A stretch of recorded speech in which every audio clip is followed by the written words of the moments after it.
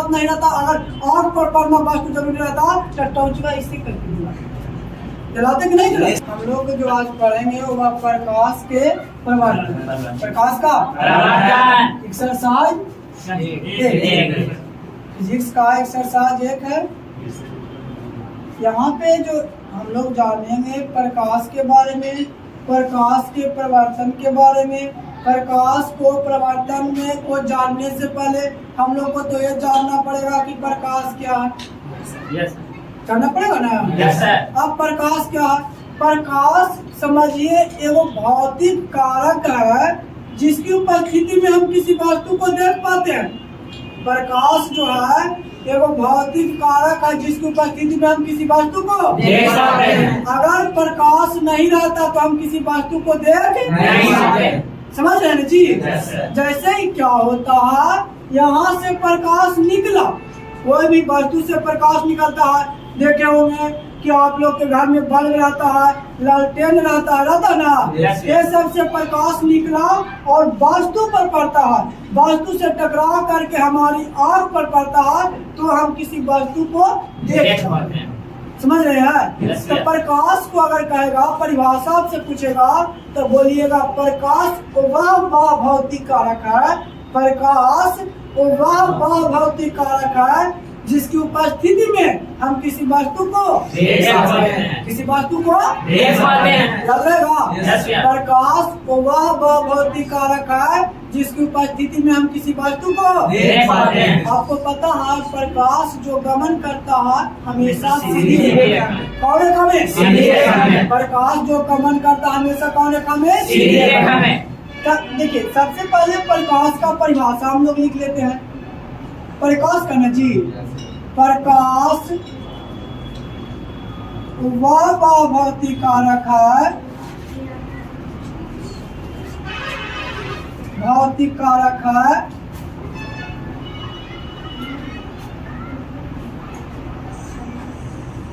जिसकी उपस्थिति में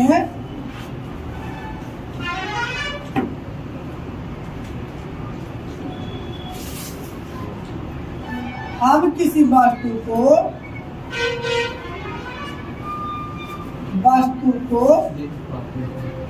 देख याद रहेगा। प्रकाश वह भौतिक कारक है जिसकी उपस्थिति में हम किसी वस्तु को देख सकते हैं। अगर आपसे कहेगा कि प्रकाश किस रेखा में गमन करती है? हमेशा। तो यहाँ पे जो क्वेश्चन है, ये क्वेश्चन बहुत बार एग्जाम में पूछा गया है। प्रकाश किस रेखा में गमन करती है? आंसर क्या याद रखना है? हमेशा सीधी रेखा। सीधी रेखा। जानते हैं किसी वस्तु को देखने के लिए, किसी वस्तु को देखने के लिए प्रकाश वस्तु पर पड़ना जरूरी है, न कि क्या बोले समझ में आया? किसी भी वस्तु को देखने के लिए, किसी भी वस्तु को देखने के लिए प्रकाश कहाँ पड़ना जरूरी है, ना कि न। तो इसका अच्छा एग्जाम्पल आप लोग जान में करते हैं कि क्या जी कि जैसे हम लोग रात को अंधेरा रहता है, कहीं जाने का रहता है रास्ता उस्ता पार, तो हम लोग टॉर्च लेकर निकलते हैं, नीचे न बांटते हैं जी। नीचे क्यों बांटते हैं? क्योंकि वस्तु पर से प्रकाश पैर पे टकरा करके कहाँ आएगा? हमारे। अगर ऐसा बात नहीं रहता, अगर आग पर पड़ना वस्तु जरूरी रहता तो टॉर्चवा इससे करके जलाते कि नहीं जलाते? लेकिन ऐसे में जलाते हैं। इससे यह पता लगता है कि किसी वस्तु को देखने के लिए प्रकाश कहाँ पड़ना जरूरी है? ना कि समझ रहे ना। इसका और अच्छा एग्जाम्पल अगर आप चाहते हैं तो घर पे जाइएगा, ठीक ना। घर पे जाइएगा और कोई भी आदमी अगर बाहर सपोज किया आपके चिन्ह पहचान के आदमी है तो अपने रूम के बाहर खड़ा कर दीजिए। ऐसा जगह खड़ा करिएगा जहाँ वहाँ पे लाइट नहीं हो, लाइट नहीं हो, और ऐसा कलर पहनने को उनको बोलिएगा, शर्ट चाहे कोई भी कपड़ा जो आपको पता नहीं है पहले से कि आप कौन कलर का है। और जब आप रूम में रहिएगा और रूम में आपका लाइट बढ़ रहा है और वो आदमी जहाँ पे खड़ा है लाइट नहीं बढ़ रहा है, आपको नहीं पता लगेगा कि वो कौन कलर के पहने हुए हैं। लेकिन आप जो कलर पहने हुए रहेगा उनको पता लग जाएगा। क्यों? क्योंकि उनके पास वो जो आदमी है उनको देखने के लिए वहाँ पे कोई लाइट नहीं है। लेकिन आप जिस रूम में है आपको पर लाइट पड़ रहा है ना, समझ रहे हैं जी? किसी बात को देखने के लिए प्रकाश कहाँ पाना जरूरी है ना कि यहाँ पे कोई आपका। और ये बात भी हो गया कि प्रकाश किस जगह में गमन करती है? सीधी जगह में। प्रकाश जो गमन करते हैं हमेशा कौन है? ऐसा विश्वास करेंगे। आप देखिए जब मोमबत्ती जलाएंगे कुछ चलाइए, आप लोग के घर में टंकी वाला जो पानी रहता है ना, हाँ होगा ना जी। मोमबत्ती जला करके ऐसे करके देखिएगा ना तो नजर आ जाएगा। लेकिन जब वही मोमबत्ती को इस प्रकार के पाइप यहाँ पे देखिएगा जोड़ने वाला रहता है, जहाँ पे मुड़ाव रहता है ना देवाल बनता है, तो इस प्रकार से ऐसे देखिएगा तो वो नजर नहीं आएगा। इससे यह पता लगता है कि प्रकाश किस रेखा में गमन करती है। अगर आपसे पूछा जाए कि प्रकाश किस किस माध्यम में गमन कर सकता है, हवा, पानी और हवा, पानी और प्रकाश जो है निर्वात में भी गमन कर सकता है। प्रकाश कौन में गमन कर सकता है? इसीलिए प्रकाश को विद्युत चुंबकीय तरंग कहते हैं। प्रकाश को कौन तरंग कहते हैं? आप कहिएगा निर्वात क्या है, तो वैसा स्थान जहाँ पे हवा भी उपस्थित नहीं हो, वैसा स्थान जहाँ पे हवा उपस्थित नहीं हो, उसे क्या कहते हैं? उसे क्या कहते हैं? और प्रकाश जो है निर्वात से भी गमन कर सकता है, इसीलिए प्रकाश को विद्युत चुंबकीय तरंग कहते हैं। कौन तरंग? विद्युत चुंबकीय तरंग। कहेगा कि प्रकाश को विद्युत चुंबकीय तरंग क्यों कहते हैं? क्योंकि प्रकाश को गमन करने के जो गमन है वह निर्वात से भी गमन कर सकता है। किससे गमन कर सकता है? निर्वात से भी। इसीलिए प्रकाश को कौन तरंग कहते हैं? क्या तो पता का एक भी क्वेश्चन एग्जाम में पूछा है जी, प्रकाश कैसा तरंग है?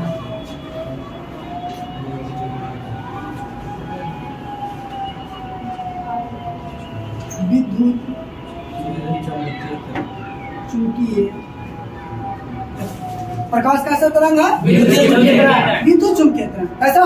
विद्युत चुंबकीय तरंग। आपको हम अभी बताए कि प्रकाश जो गमन कर सकता है हवा से और जिसे निर्वात से, पानी से और कांच से।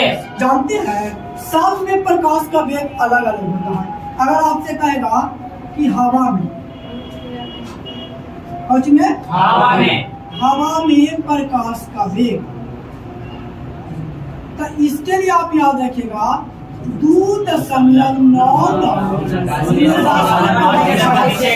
मीटर प्रति सेकंड। अब यही कहेगा निर्वात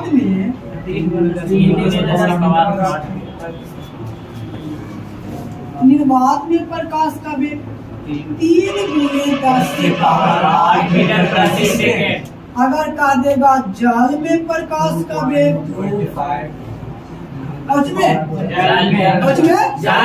जल में प्रकाश का वेग कह देगा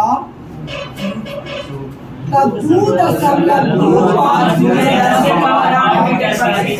मीटर प्रति सेकंड। और यही जब कह देगा कांच में प्रकाश का वेग तो 2 × 10⁸ जानते हैं। ऐसे हवा में और निर्वात में, हवा में और निर्वात में, हवा में जो सही में जो प्रकाश का वेग होता है इतना होता है, लेकिन एग्जाम में इतना तो ऑप्शन में नहीं देगा, ऑप्शन में देगा 3 × 10⁸ मीटर प्रति सेकंड। इसीलिए कहा जाता है हवा या निर्वात में, हवा या निर्वात में प्रकाश का वेग कितना होता है? 3 × 10⁸ मीटर प्रति सेकंड। इस प्रकार से समझिए। अब कहिएगा कि आप लिखे हैं 2.99 और बोल रहे हैं 3। अगर आपके पास क्या रुपया रहेगा? 99 क्या रुपया रहेगा? लेकिन आपसे पूछेगा कि क्या रुपया है, साहब 99 नहीं बोल करके कितना बोलिएगा? 100 रुपया। कितना बोलेगा? 100 रुपया। आप जैसे अब मान लिया जाए आप जानते हैं, नहीं तो इसको आप समझ रहे हैं ना जी। तो ये 2.99 और 3 जो है लगभग में बराबर है, लगभग में क्या बहुत। जैसे अब एगो इतना बड़ा रूम है, इतना बड़ा रूम है ना जी, और एगो छोटा सा चीटी के बैठा देने, वो कितना जगह छेकेगा? अरे इतना बड़ा रूम में कितना जगह छेकेगा जी?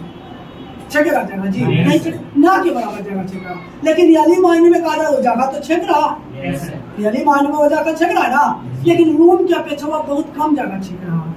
की गलती बात।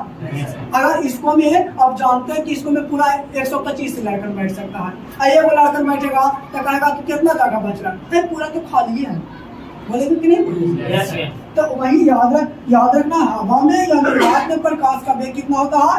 तो 3 गुने 10 की पावर। लेकिन रियली में जो हवा में प्रकाश का वेग होता है कितना होता है? 2। जल में जो प्रकाश का वेग होता है कितना होता है? 2। और कांच में प्रकाश का वेग 2 गुने 10 के पावर 8 मीटर प्रति सेकंड। यहाँ तक कोई दिक्कत नहीं। अब यहाँ तक जब दिक्कत नहीं है तो यहाँ से क्वेश्चन पूछता है, यहाँ से आपको 2 तरह के क्वेश्चन पूछेगा। क्वेश्चन को लिख देते हैं।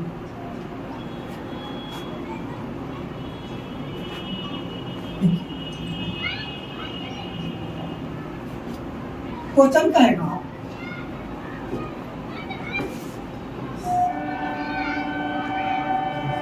किस माध्यम में प्रकाश का वेग सबसे अधिक होता है?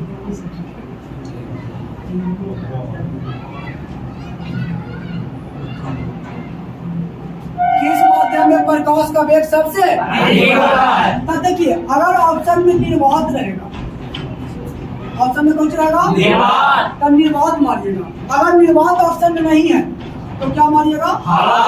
याद रहेगा? सब किस माध्यम में प्रकाश का वेग सबसे अधिक होता है? अगर ऑप्शन में निर्वात है तो आंसर क्या मारेंगे? निर्वात। अगर ऑप्शन में निर्वात नहीं है तो क्या मारेंगे? हवा। और अगर यही क्वेश्चन कहेगा कि सबसे कम प्रकाश का वेग किस माध्यम में होता है? माध्यम में होता है, तो इसको क्या बोलिएगा? कांच। कांच अगर है तो ठीक, नहीं तो सबसे कम जो होता है किसमें होता है? कोई दिक्कत नहीं, यहाँ तक कोई दिक्कत नहीं। अगर ऑप्शन में, अब आप लोग को लग रहा होगा कि ऑप्शन में निर्वात और हवा दोनों है, तो ऑप्शन में निर्वात और हवा दोनों है, तो किसको सही होगा? निर्वात। कौन सही होगा? निर्वात। अगर दोनों में से कोई एक ऑप्शन है तो दोनों में से कोई एक मानेंगे। यहाँ से कोई दिक्कत? सबसे कम प्रकाश का वेग किसमें होता है? कोई दिक्कत है ना? अब मिटा दीजिए इसको। यस।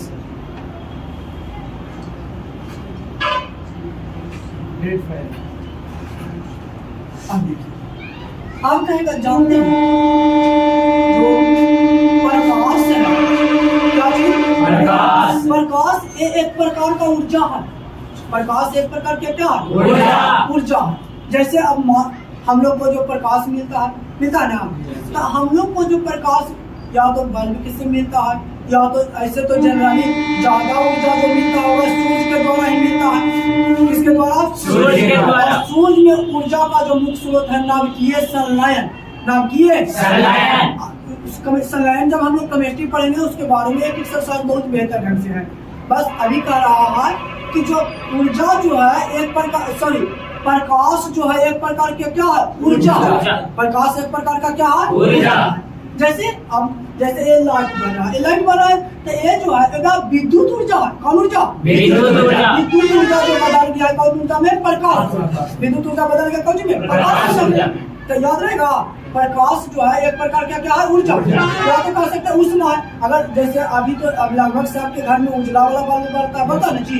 अगर आपके घर में लाल वाला बल्ब बरता होगा तो बल्ब को जब बहुत देर जलने के बाद उसको छुएगा तो उसको से जलन का एहसास होता कि नहीं? और ये सब बल्ब को जैसे छू दीजिएगा कोई दिक्कत नहीं, उसको से क्या होता है? जलन होता है, पता ना जी। अगर गर्म में पकड़ लीजिएगा तो आपका हाथ जल जाएगा, हटा जाता है ना। इससे पता लगता है कि प्रकाश जो है कुछ है ऊर्जा का रूप है। प्रकाश क्या है? ऊर्जा का एक रूप है। क्वेश्चन पूछता है प्रकाश क्या है? आंसर क्या बोलिएगा? ऊर्जा का एक रूप। बोलिए का प्रकाश जो है ऊर्जा का एक क्या है? यहाँ तक कुछ करना है। अब देखिए, अब यहाँ तक तो कोई परेशानी नहीं है। अब यहाँ तक परेशानी नहीं है तो पता है एगो अब आता है किरण। क्या आता है? किरण।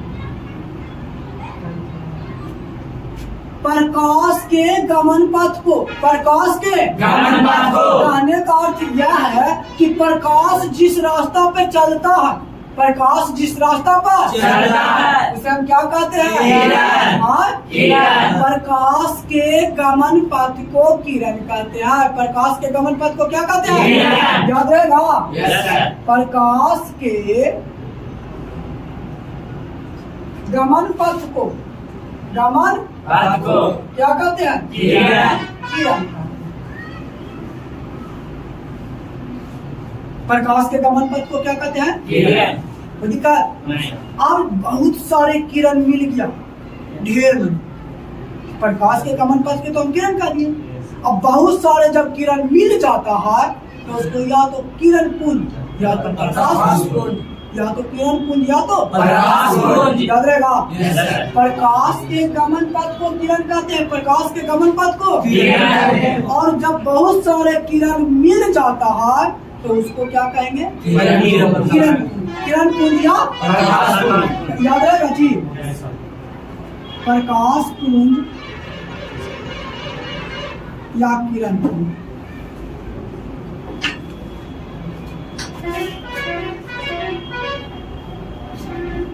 किरणों के समूह, किरणों के समूह को क्या कहते हैं जी? किरण पुंज। प्रकाश पुंज या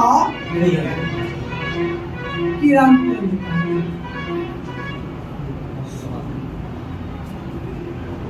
किरणों के समूह को या तो प्रकाश पुंज कहेंगे या तो क्या कहेंगे? किरण पुंज। पढ़िका आपको पता है किरण पुंज 3 प्रकार के।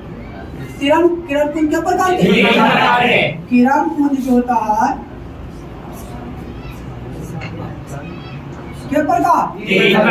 पहला जो होगा अभिसारी, दूसरा होगा तीसरा कौन होगा? समानांतर। कौन होगा? कहते हैं कि किरण पुंज के प्रकार के, किरण पुंज या प्रकाश पुंज जो होता है के प्रकार के? 3 प्रकार के। पहला कौन को? अभिसारी, दूसरा अपसारी, तीसरा समानांतर। पहला अभिसारी, दूसरा अपसारी, तीसरा समानांतर। दिक्कत अब कहेगा अभिसारी।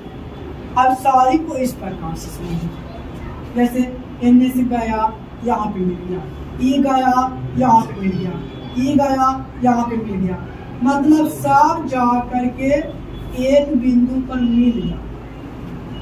सब जा करके एक बिंदु पर मिल जाता, उसे कौन पुंज कहेंगे? अभिसारी किरण पुंज। कौन प्रकार कहेंगे? वैसा प्रकाश पुंज, वैसा प्रकाश पुंज जिसकी सभी किरणें एक बिंदु पर आकर के मिलती है।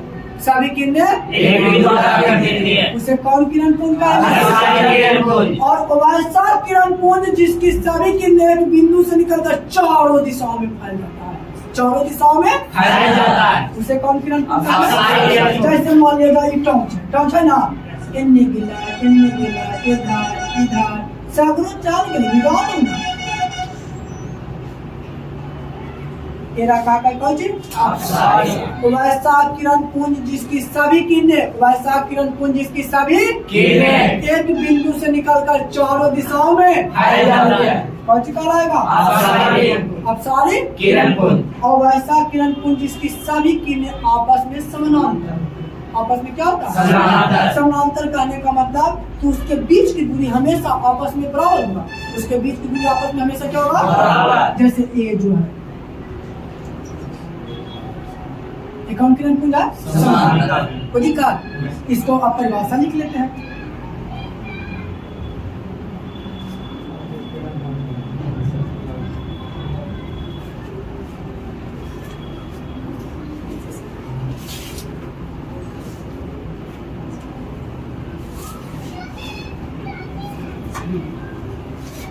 अभिसारी किरण यही ना था जी। वैसा किरण पुंज जिसकी सभी किरणें एक बिंदु पर आकर मिलती हैं, कॉमा अभिसारी किरण पुंज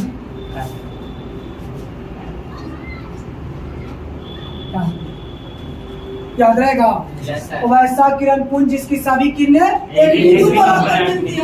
इधर यहाँ से गया, यहाँ से गया, यहाँ से इधर से भी गया, इधर से भी गया, और सब जा करके यहाँ पे मिले ना। इसी को कौन पुंज कहेंगे? वो और को जो है जी अपसार।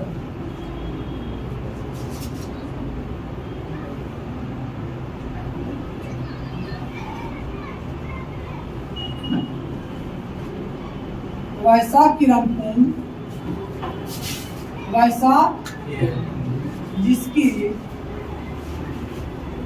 सभी किरणें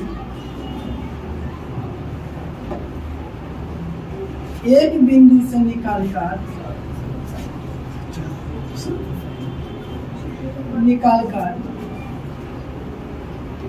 चारों दिशाओं में फैल जाता है।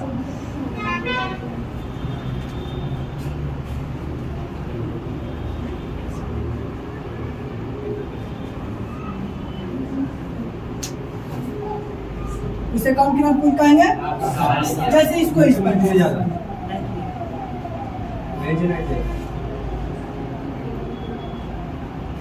जैसे इसको यहाँ देखेंगे, यहाँ से निकला सब चारों दिशाओं में फैल गया। जैसे सूर्य से जिस प्रकार से सभी किरणें फैल जाता है, जब सूर्य उगता है तो सभी दिशाओं में प्रकाश ही प्रकाश हो जाता है। तो एक बिंदु से निकला जी, एक बिंदु से निकलकर पूरे ब्रह्मांड में फैल जाता है। वैसे कौन किरण पुंज कहेंगे? याद रहेगा। वैसा किरण पुंज जिसकी सभी किरणें एक बिंदु से निकालकर चारों दिशाओं में फैल जाता है, चारों दिशाओं में उसे कौन किरण पुंज कहेंगे? आगे वो जो बच गया वह कौन है जी? समानांतर। कौन किरण पुंज है? समानांतर किरण। उसको भी देख लेंगे।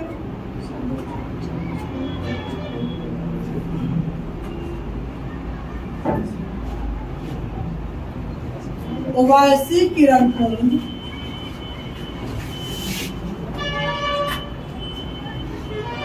जिसकी सभी किरणें आपस में समानांतर आपस में कौन सा कौन सी कहलाएगा? समानांतर किरण पुंज कहलाता।